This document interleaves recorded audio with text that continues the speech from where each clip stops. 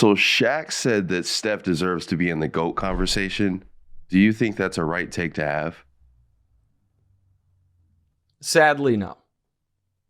So let's talk best point guard ever. We've done this before. I'll do it again. Just quickly here. Magic Johnson, I believe this in my bones, is the greatest point guard in NBA history. And Magic Johnson, it's not only that as a rookie, won finals MVP. Now he shouldn't have. Kareem should have won it. But had one of the single greatest finals games ever, playing center, just being utterly dominant to win a championship as a rookie right after winning a championship in college. If people don't know what I'm talking about, Kareem was out, so Magic jumped center as a rookie against Dr. J and the Sixers and dropped 42, 15, and 7 to win a championship in the finals. That almost gets talked about too much. And what doesn't get talked about enough, in my opinion, is this, Demonze. In year 3, Magic Johnson was second team All-NBA. And then after that, he played 9 more seasons before the HIV diagnosis and was first team All-NBA all 9 seasons. Those 9 seasons after year 3, his MVP finishes were third, second, second, third, first, third, first, second. So again, years 4 to 12 for Magic, 9 consecutive first team All-NBAs, 9 consecutive top 3 MVP finishes, 3 league MVPs, went to 9 finals, won 5 championships. He's the greatest point guard ever. With that said, every time I'm putting together my all-time starting 5, Steph's the better option at point guard than Magic. So I know that sounds weird, but whenever it's like, okay, create the greatest team you can possibly create.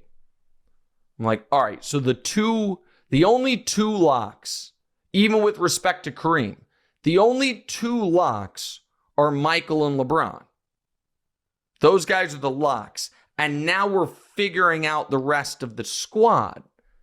And so I go, all right, so LeBron's there. He can bring the ball up. Michael couldn't shoot a 3 to save his life, so I probably need some more shooting.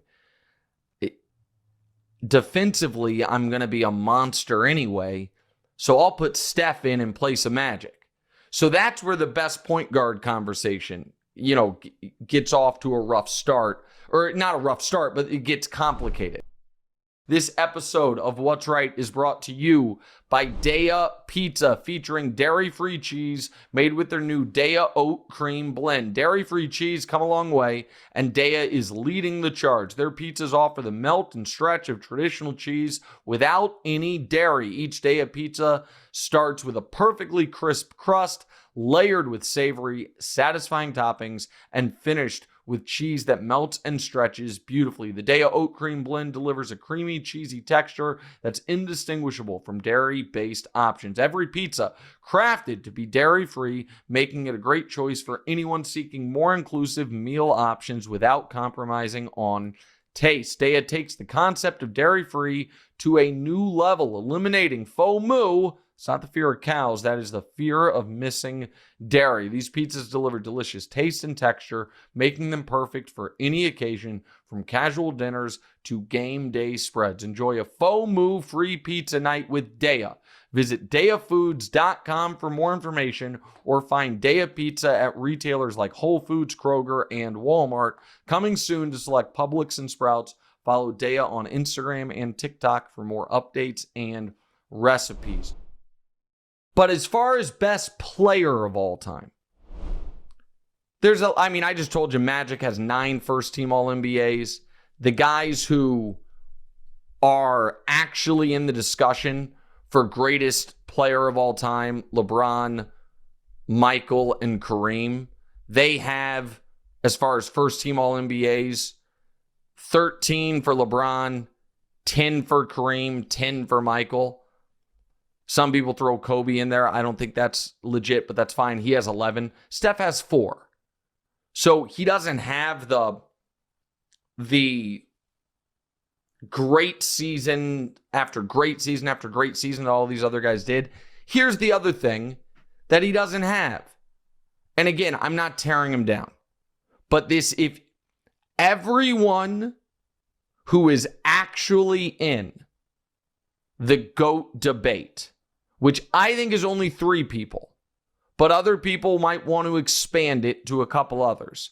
And even if you expand it to them, if you include Magic, if you include Wilt or Russell, like pick whomever, they all had an extended period where they were unequivocally, undeniably the best player in the league.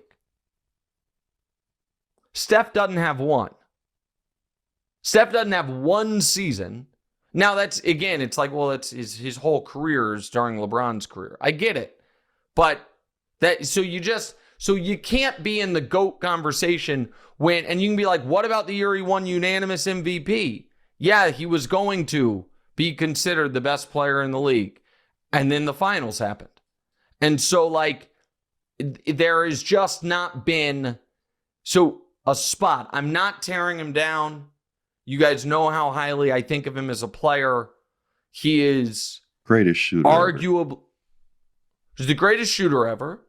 He might be the greatest ball handler ever.